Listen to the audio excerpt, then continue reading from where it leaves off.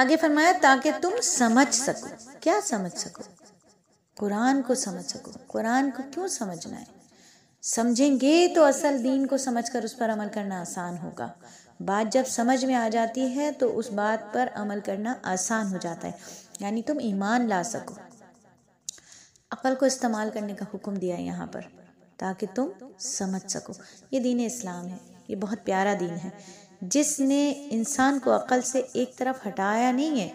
یہ نہیں کہا کہ دین کو سیکھنے کے لیے عقل کو ایک طرف رکھ دو، نہیں، بلکہ دین اسلام کی جتنی بھی باتیں ہیں وہ عقل مند انسان کو سمجھ میں آتی ہیں، اس لیے کہ یہ دین فطرت ہے. ہاں، عقل ہو تو عقل سلیم ہو. اگر عیار ہو جائے تو پھر سمجھنے کی ضرورت نہیں ہے. اگر عقل سلیم ہوگی تو اسے دین کے ہر بات کے اندر معرفت نظر آئے گی، حکمت نظر آئے گی. اس لیے دین اسلام یہ نہیں کہتا کہ آنکھیں بند کر لو فقط دین کو سیکھو، نہیں، بلکہ شریعت کہتی ہے آنکھیں کھولو، آسمان کو دیکھو، زمین کو دیکھو، اللہ کی نشانیوں کو دیکھو. دین کی پیروی کرنے والوں کو آنکھیں بند کرنے کا بالکل حکم نہیں دیا اللہ رب العزت نے، بلکہ آنکھیں کھولنے کا حکم اللہ رب العزت دے رہے ہیں. قرآن حکم دیتا ہے آنکھیں کھولو اور دیکھو، یہ اللہ کا بنایا ہوا نظام ہے، اللہ کی بھیجی ہوئی یہ کتاب ہے. اگر تم عقل سے کام لوگے اور آنکھوں سے دیکھو گے تو تم جگہ جگہ پر اپنے مالک کی نشانیاں تمہارے سامنے ہوں گی. عقل سلیم رکھنے والے تو بہت خوش قسمت لوگ ہوتے ہیں. کون تھے وہ خوش قسمت لوگ؟ جب حضرت یوسف علیہ السلام کا واقعہ سنا لوگوں نے تو واقعی بہت سارے لوگ ایمان لے آئے.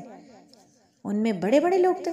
ابن امین، عبداللہ بن سلام، ابو عتبہ یمانی، یہ تینوں حضرات یہود کے بہت بڑے علماء تھے. ان کو عقل سلیم تھی، طبیعت کے اندر سچ کی تلاش تھی. جب انہوں نے اس واقعے کی تفصیلات سنی تو اللہ تعالیٰ نے ان کو ایمان لانے کی توفیق عطا فرما دی.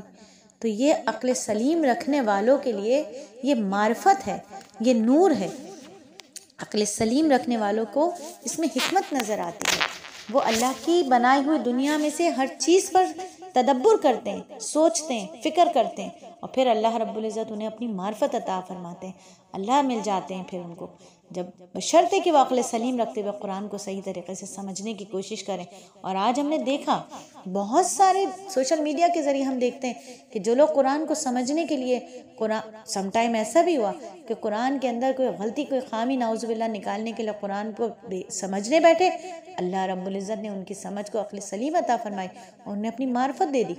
اپنے جدی پشتی اپنے بزرگوں کے دین سے ہٹ کر وہ دین اسلام پر عمل پیرا ہوئے. ماشاءاللہ. تو ایک مسلمان جب اس قرآن کو صحیح طریقے سے سمجھے گا تو اس کی دنیا کیسے نہیں بدلے گی؟